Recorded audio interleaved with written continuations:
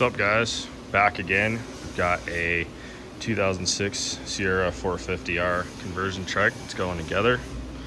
So this thing has been rolling for, I'd say, about a week now. We're just waiting on getting a couple pieces finished up, like the case covers and the graphics. Brand new seat, brand new fenders. Got our full conversion kit installed in here, from the billet triples to the hub to the swing arm. Of course, everything else that we make. Got the covers off right now. It just came out of powder coat. RJ got those things coated up.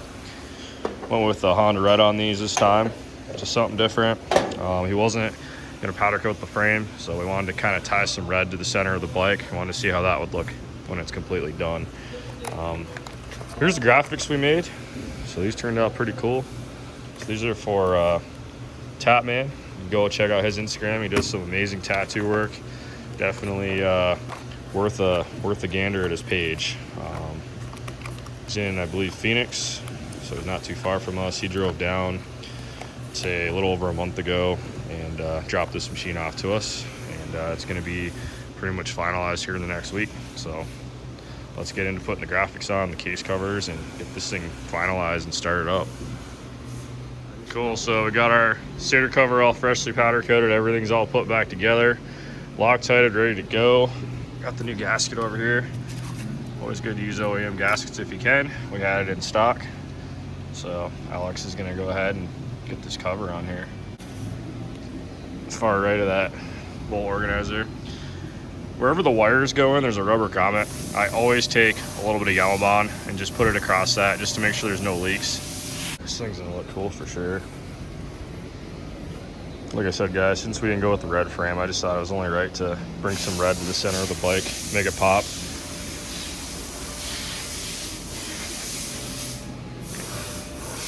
Okay, just putting some Yammer Bond. Got the Yellow Bond 4. It's a magical substance that I've been using for years.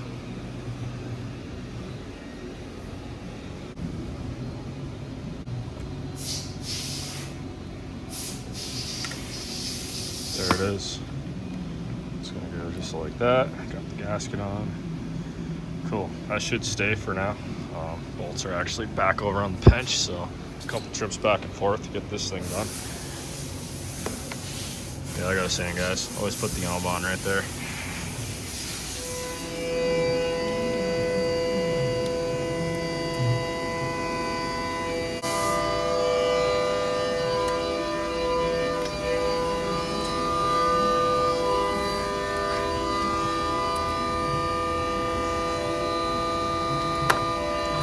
Oh, man. Wherever I like it. It's definitely a Monday when that happens. I think he just gets flustered because of all the background noise. Could be it, I don't know. Are you feeling flustered right now because of the noise? What? You feeling flustered because of the noise? A little bit. No, you're good? Just a little bit, right? A little bit. Sick. So he's gonna go ahead and get that torqued up. Next step's gonna be getting these graphics installed. So that's where I come in, get my hands washed, get the grease off my fingers, and let's get these graphics installed, guys.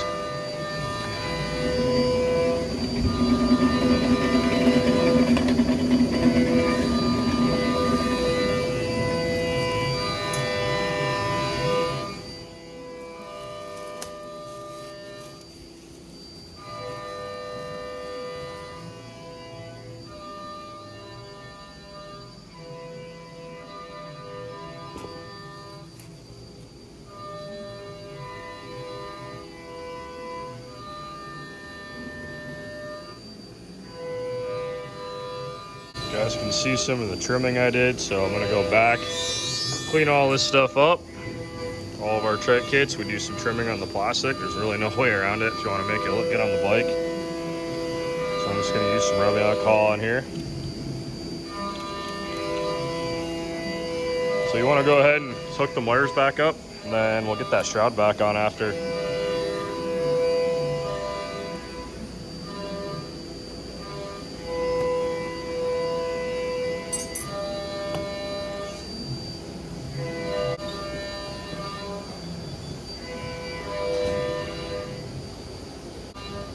Anytime you cut fenders, you're gonna get little chunks of plastic stuck all over it, so you want to make sure and wipe all that off.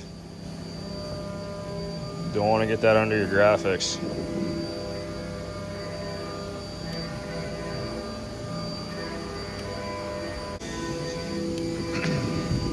Now these were used shrouds. They were in really good shape. You had a little bit of a stress mark here. Obviously had a little side impact from probably a tip over, but graphics are going to cover that really nice, so not really worried about it. Save him a little money in the end on the build, and cover this up, make it look brand new. Of course, these are new, and the front fender's new.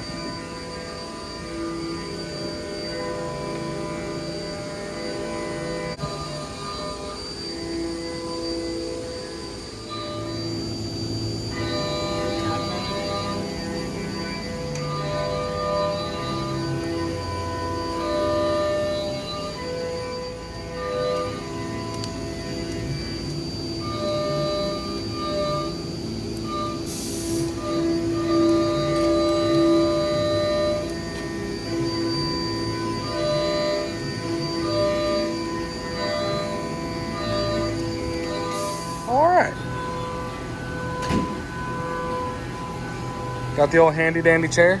Got the old snap-on chair. I had to spend, you can see that box right there. It's a $30,000 box. I think Tom hooked me up for like half price. Well, I got a free chair out of the deal, so I felt pretty good about it. I can't really complain. One of the guys I used to work with bought a $15,000 Cornwell box. Oh, no. And he asked the guy, like, can you give me anything with this? And the guy's like, yeah, here's a screwdriver. Oh, God. Yep, bent over on that one, but no, Tom hooked me up. He was real good. Got me a better interest rate. I feel like I'm rolling in cash to where I want to actually buy that thing in one shot. So anyway, enough about the $30,000 toolbox. So guys, I like to do a dry install. Right now, I'm just gonna kind of get everything lined up. Go from there.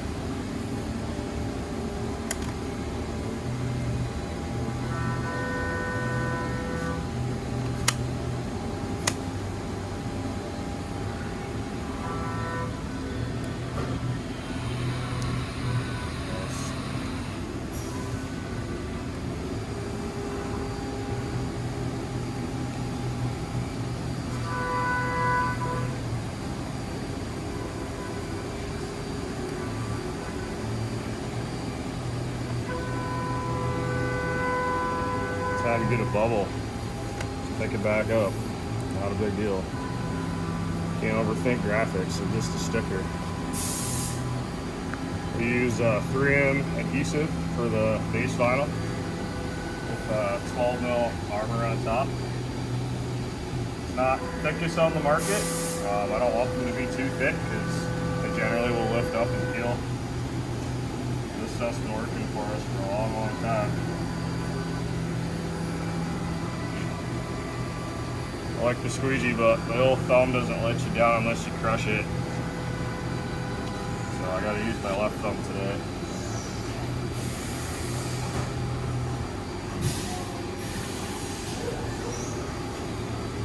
Well, throttle therapy last night really felt good. Hope you guys enjoy the riding videos that we've been trying to post. Like I said, we're trying to get off the street.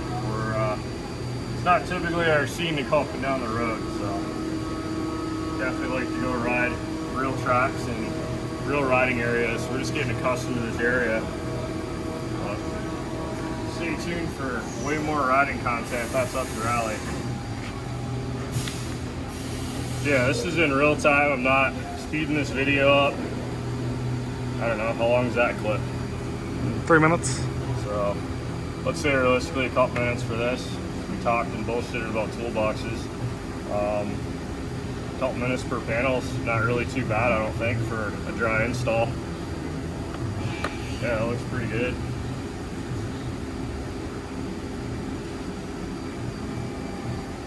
Cool. Alright. Let's go into the fork details, I guess. I'll wipe it one more time. Anytime you guys are doing forks, recommend brake clean when you're wiping. These ones, we actually already washed them. We had leaky fork seal when it came in, so we ended up just cleaning the seal out. Got that all tuned up, so should be good to go. Bike is pretty clean for the age of it. Can't ever wipe stuff enough.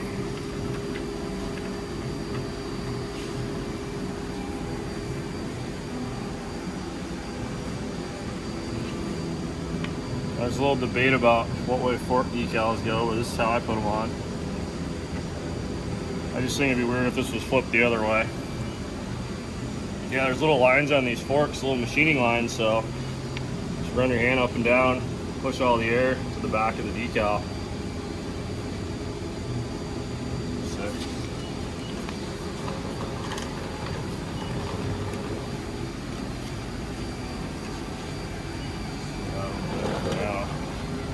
Got a little nick right here from a rock, so good opportunity to cover that up.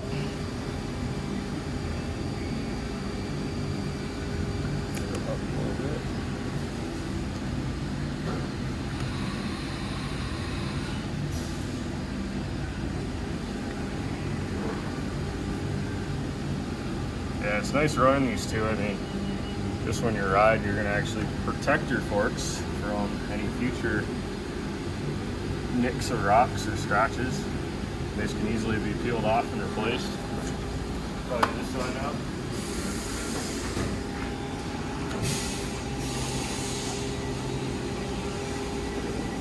I'm already starting to like the look of this bike. That's his logo for Tapman, his tattoo shop. Thought that was pretty cool.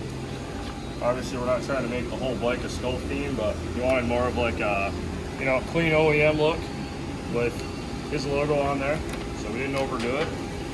Kept it simple and clean. It's easy to overview graphics on bikes. Again, I'm just gonna line these holes up, just tack it down like that, make sure I'm in the right spot. Got these points lined up. Now we're gonna work on this bottom one.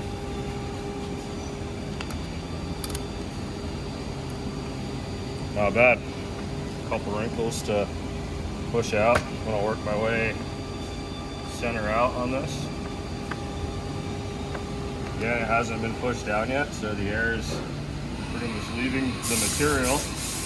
This is not air release vinyl. This is just traditional 3M low energy adhesive.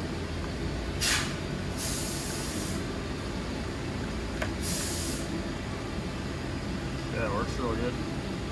This stuff will stick to concrete. Obviously, if you get dust on it, it's not gonna have the adhesive anymore, but you can literally put these on this bike, leave it for a couple days, peel it off, it's still sticky. Doesn't leave any residue on the plastic. Took a long time to find a material I like working with where I can just put it on like this. A lot of different materials in the market, but you can see how I'm just working everything out without a heat gun. I'd say it's like 75, maybe 80 in here. Yeah, something like that. Low humidity, a little sticky from running the mill. So like right here, guys, I got a little bubble. So like I was saying, peel it back up, start over, not a big deal. Just gonna work that back out. There we go. Super simple. Time to work on the bottom half. Get this back up, clear the air, line the hole up. I like to get the center with the squeegee, the rest of it's the thumb.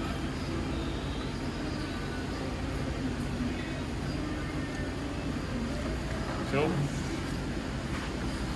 Freaking awesome. Yeah, it's clean looking for sure. I like it. Always let these sit too for a little while.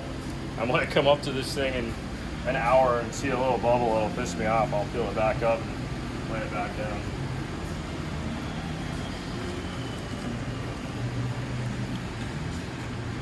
Flip the rear number plate.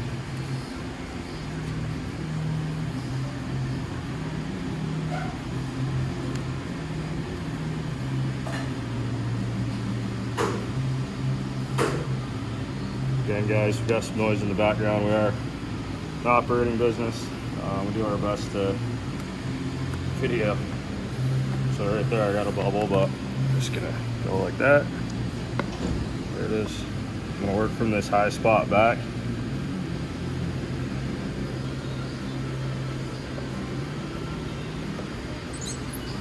Cool. On to the next side.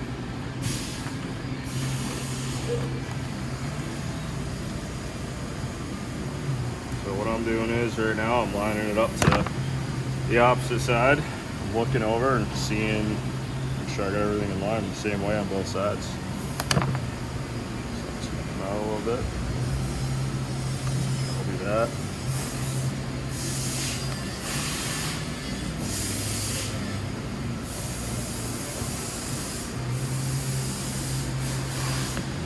Gotta have a, hell was that? You hear that? That was the alarm. Huh, anyway, alarm just made some weird noises. Code blue, whatever that means. Anyway guys, what I was trying to say, you want to use a felt covered squeegee when you're doing graphics. They're so cheap, it's something you can find online. I'm sure Amazon has them. I got a little guy right there. Just gonna try pushing the air out with the non-felt side.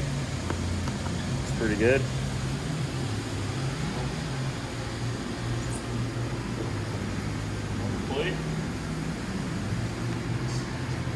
Pretty cool and clean, looks like a race bike, but also OEM-ish kinda.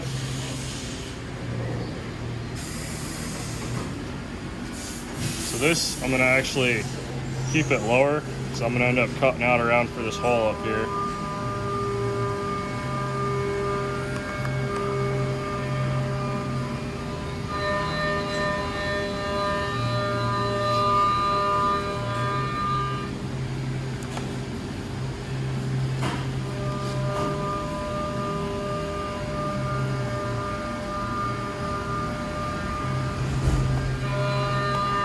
That's going to get turned up after. I'm going to try to lay the vinyl into the hole so you can still read it. So that'll look pretty good.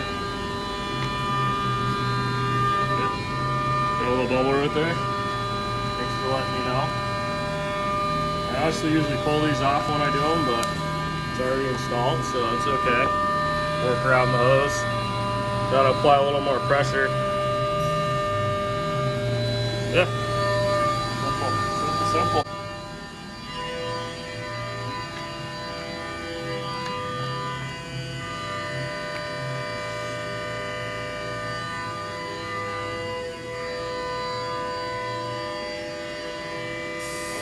Use something that's low weight when you're wiping these, so these blue rags are awesome. Alex, I'll have you grab a 8mm C-handle, we're going to pop that off.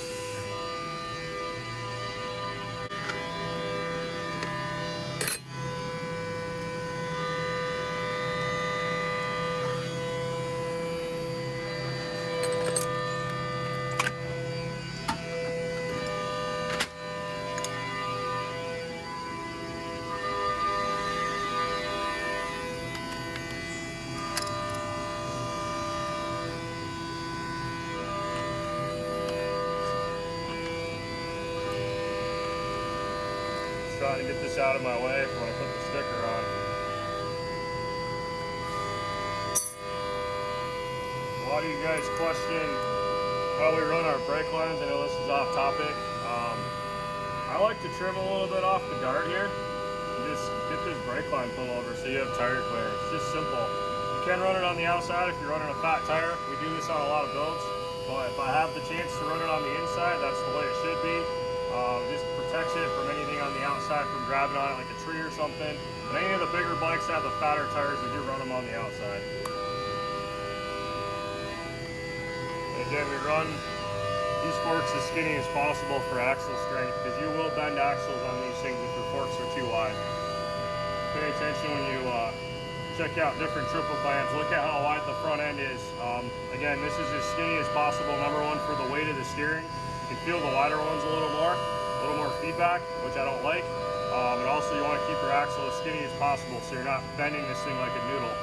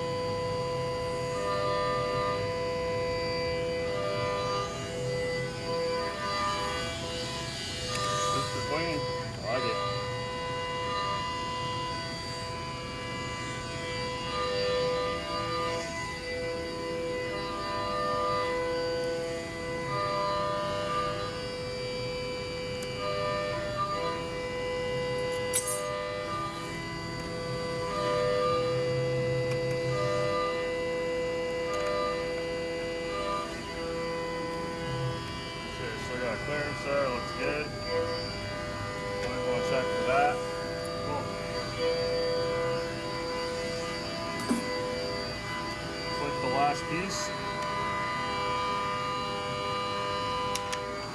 And the next thing after this, I'm actually going to trim this plastic up. So we're going to make that look factory and just have a nice line where it mends to the side shop.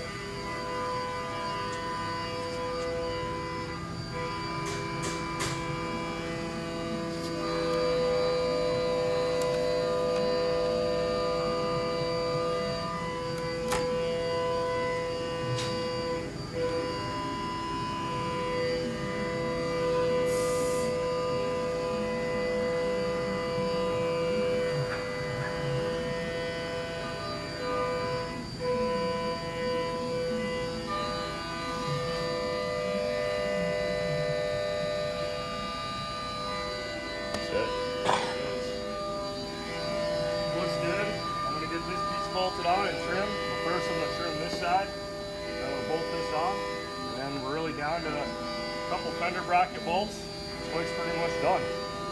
I'm going to go ahead and do that, and we'll do a walk around on the bike after, see what it looks like. This is how I would do it. So this fender is going to line up with the top of this right here. This is obviously going to get trimmed. That's just excess. That's going to be like that. I'm going to cut this off. Nice clean line. I'm going to go back after and open this up so you can see straight through just like it's factory. You can bolt these together, but with our fender brackets that come right here, this is going to get drilled and bolted. That's going to keep that right where it has to go. That keeps this height correct. And then when you want to close your gaps in the back, I've got a couple brackets here that are slotted. You can move your fenders up and down to close your gap on your seat. So all that stuff right there, from setting this offset here, these are also slotted, getting this front locator where you want it, and then getting this front seat post left and right where you want it. This is slotted too. So there's a bunch of different adjustments you got to do when you build these. If your seat goes on hard, I recommend putting a little grease on this rubber. They're really dry, it will grab. And just playing with the adjustments. So before you freak out when you put these together, play with your adjustments. There's about 100 different ways you can do it. I start here, work my way back. Once I get this whole front section where I want it, where nothing's hung up, I go back to here and I try to keep this latch in the center of these posts right here.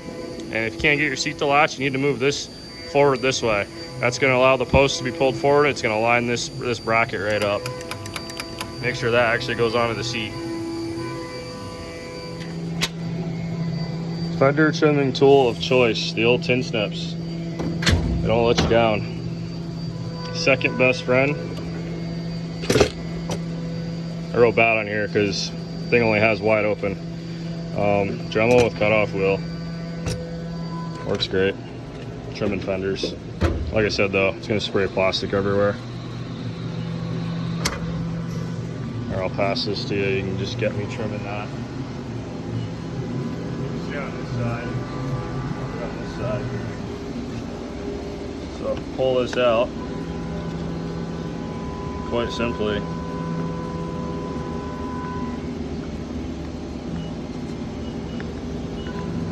Cutting above the line. If I go below it, it's not a big deal, I just wipe it off. But I want to stay within the ballpark here. I'm going to go back with a razor blade and smooth that line out.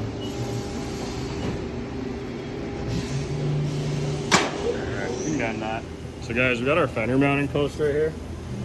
You're probably wondering how the hell am I gonna know where to drill. So come around here, Alex. I'm gonna hold the fender where I want it. And I learned this from Tim Sr. Kind of funny, but he's right. Just palm it. Sometimes you gotta just palm it. So I have the indent now underneath that bracket. So my hole's gonna be just about right there. And we're gonna install a fender washer on each side with a nut and bolt, or sorry, with a bolt. And go from there. We'll do that on the other side too, after I get this piece cut and installed. Alright. Guys, I got this bolted on. That's for the old kickstart delete from the R model. This is trimmed up, looking good. Got the drill bit. I did the Tim Sr. palming method right here. So Alex is gonna video me drilling that. Pick this up.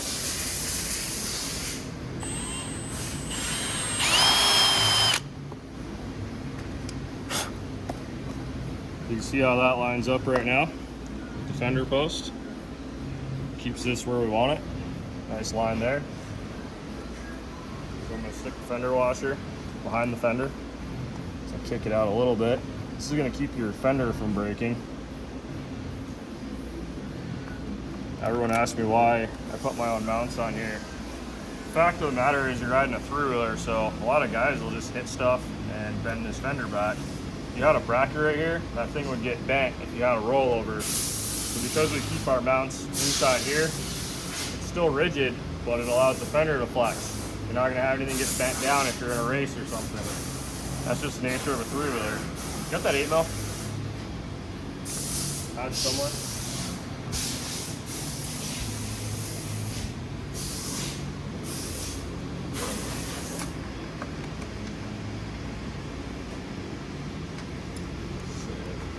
Let's do the other side.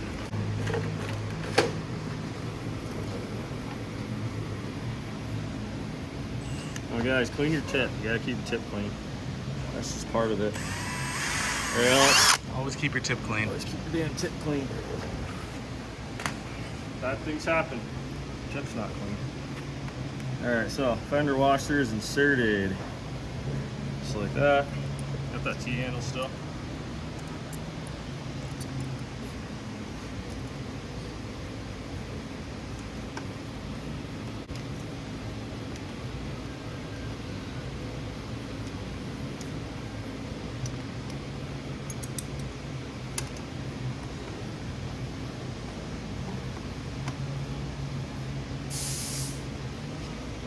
It's got a nice line right there. I'm going to trim these corners off after so they don't grab the seat. There we go. What else we got here?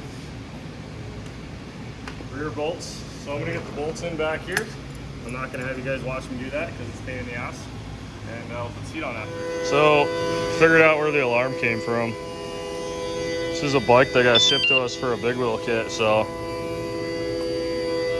not doing it now. You have to arm it? Yeah. I did it the other day. Yeah, so you touch this thing, it makes all kinds of noises. Got some wooden handlebars here.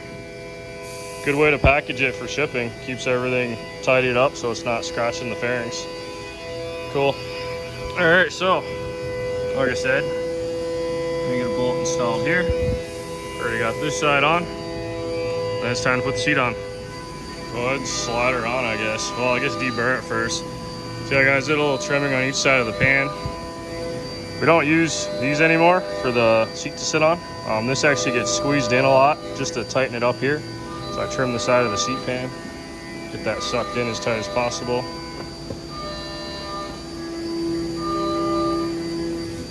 Go back a little bit, Alex, and push your center down.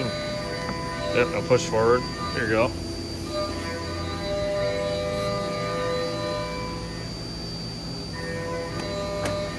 That's it.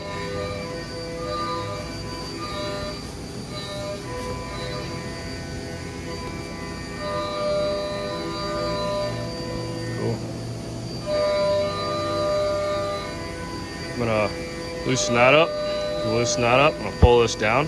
Just take the pressure off right there. You can always tell once your seat's installed how close you are. Now, if we had a four-work seat cover on here, you wouldn't have that. It would actually blend it a lot nicer, but it's not a big deal. Just gonna loosen that up and pull it down.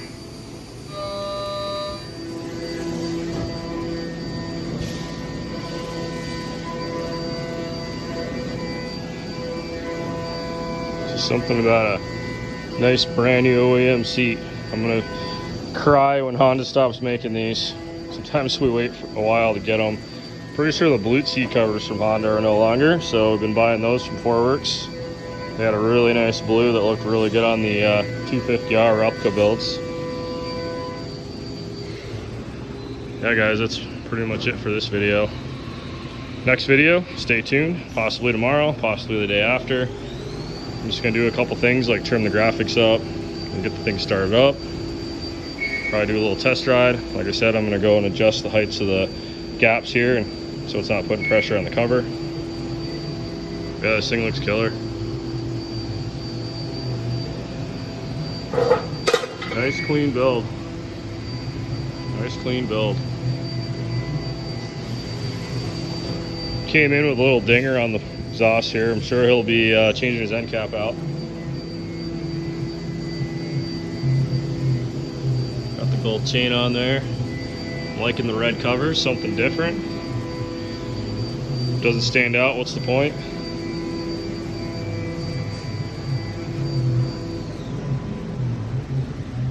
Alright guys, we'll start it up in the next video. Like I said, do a little test ride, get the fluids all checked and everything, and go from there. Got tons of other builds coming all over the place. The shop's filling up like crazy. This thing will be finished up here shortly too, so stay tuned guys. Thanks for watching. Thanks for the subscriptions. You guys are the best. Thanks.